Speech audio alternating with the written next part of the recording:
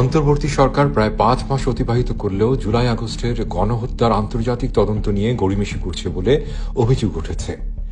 জাতিসংঘ থেকে ২ দফা চিঠি পাঠালেও এখনো কোনো তথ্য দিতে পারেনি সরকার। এমনকি হতাহতের সঠিক তালিকা প্রকাশ করতেও ব্যর্থ হয়েছেন তারা। সুষ্ঠু বিচারের পরিবর্তে জুলাই আগস্টের চেতনাকে রাজনৈতিক হাতিয়ার হিসাবে ব্যবহার করতে চাচ্ছেন নাকি এর পেছনে অন্য কোনো কারণ আছে, এমন প্রশ্ন উঠেছে সচেতন মহলে।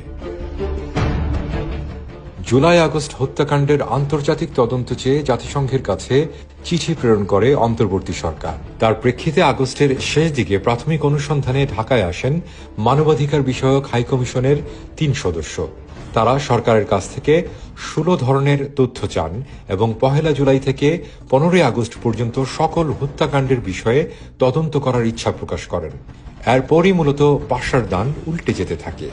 প্রথম দফায় ৩০ সেপ্টেম্বর এবং দ্বিতীয় দফায় ৪ নভেম্বর সময় বেঁধে দিলেও কোনরূপ তথ্য প্রদান করেনি সরকার। মূলত নিজেদের পাতানো ফাঁদে নিজেরাই আটকে গেছে বলে মনে করছেন বিশ্লেষকরা।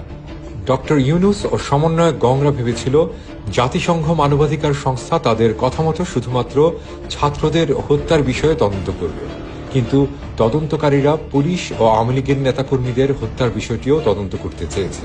এছাড়াও জুলাই আগস্টে নিহত হওয়া ব্যক্তিবর্গের ময়না তদন্ত ও ডাক্তার কর্তৃক ডেথ সার্টিফিকেটও দেখতে চেয়েছেন তারা। পাশাপাশি হত্যা মামলায় আসামির সংখ্যাও ঘটনাস্থলে না থেকেও কিভাবে হত্যা মামলার আসামি হওয়া যায় তা নিয়ে জানতে চেয়েছেন তদন্তকারীরা। এতে বিপাকে পড়েছে সমন্বয়ক গং।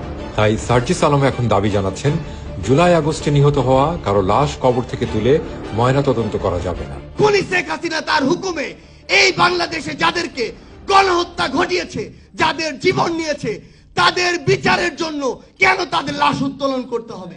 অন্যদিকে ৫ আগস্ট থেকে ১৫ আগস্ট পর্যন্ত ঠিক কত সংখ্যক পুলিশ, আওয়ামী লীগের নেতাকর্মী ও সংখ্যালঘুদের হতাহত করা হয়েছে তার সঠিক কোনো তথ্য সরকার প্রকাশ করছে না।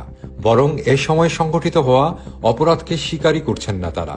উল্টো ৫ থেকে ৮ আগস্ট পর্যন্ত সংঘটিত হওয়া সকল অপরাধের দায় মুক্তি বা ইন্ডেমনিটি দিয়েছেন ডক্টর ইউনূস। অর্থাৎ এ সময়ে সংঘটিত হওয়া কোনো অপরাধের জন্য মামলা বা বিচার করা যাবে না। ফলে জাতিসংঘের উপরে আন্তর্জাতিক চাপ আসতে থাকে। ব্রিটিশ পার্লামেন্ট থেকে জানানো হয় ৫ আগস্টের পর বাংলাদেশে সংঘটিত হওয়া সকল অপরাধেরও তদন্ত হতে হবে। আন্তর্জাতিক মানবাধিকার সংস্থাগুলো একই মনোভাব পোষণ করছে। এতে উভয় সংকটে পড়েছে অন্তর্বর্তী সরকার।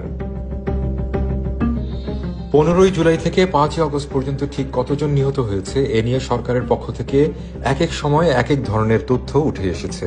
সমন্বয়ক গংদের দাবি করা ১৫০০ লাশের হিসেব তাই এখনো ধোপে টিকছে না। সর্বশেষ তথ্য অনুযায়ী ৮ শতাধিক নিহতের কথা সরকারের তরফ থেকে বলা হলেও এর মাঝে রয়েছে শুভঙ্করের ফাঁকি।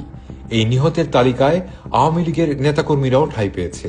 অন্যদিকে ৫ আগস্ট থেকে ৩১ আগস্ট পর্যন্ত গণমাধ্যমের তথ্য অনুযায়ী ২৮৪ জন নিহত হয়েছেন, যাদের প্রায় সবই আওয়ামী লীগের নেতাকর্মী ও সংখ্যালঘু জনগোষ্ঠীর লোকজন।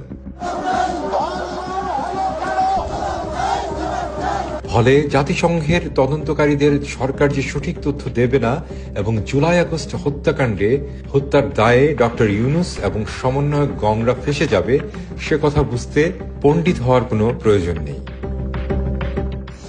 চ্যানেলটি সাবস্ক্রাইব করুন, সঙ্গেই থাকুন হাব টিভির।